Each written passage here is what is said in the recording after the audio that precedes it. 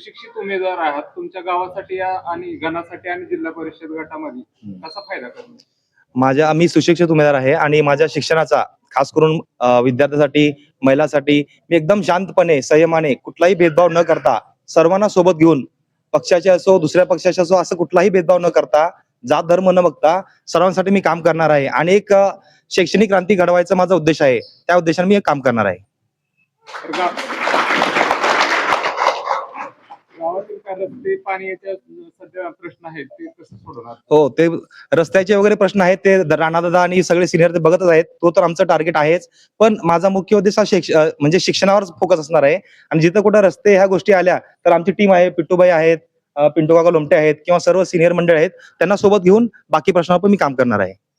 मतदारांना काय आव्हान आहे तुमच्या गावात? मतदारांना आव्हान आहे की आम्ही दोघं पण एकदम सुशिक्षित आहे, आम्ही तरुण आहोत, तिशीतले मुलं आहोत आणि सर्व कामे तुमचे कुठलीही अडचण न येऊ देत आम्ही काम करणार आहोत.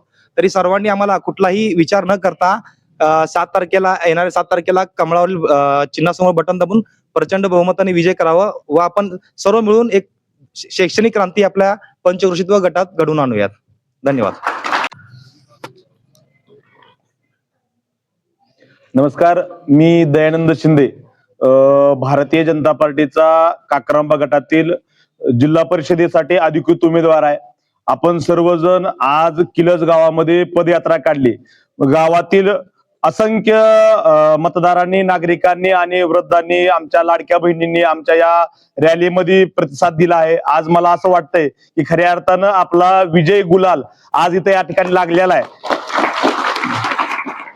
किलजचं एक महत्व असं आहे, ज्या बाजूला किलज त्या बाजूला जिल्हा परिषद गटाचा विजय ही म्हणती. आपण गेल्या 3 टर्म जिल्हा परिषद बघतो आणि ह्या बारीचं किलजचं वारं हे कमळाच्या बाजून आहे आणि आपण या ठिकाणी विजय झालो असं मला निश्चितपणे वाटतं. आपण पांडुरंगाच्या या भव्य दिव्य अशा या सभागृहामध्ये बसलो, भगवंताच्या कृपेनं आपल्याला 100% विजय होणार आहे, यात काही शंका नाही. सर्व मतदार बंधूचं, जनतेचं मी आभार मानतो आणि लाडक्या बहिणींना आवाहन करतो की येणाऱ्या 7 तारखेला आपण प्रत्येकाने घरातून जाऊन सकाळी 7 ते 11च्या आतमध्येच सर्व कमीत कमी 80% मतदान करून घ्यावं असं आवाहन करतो.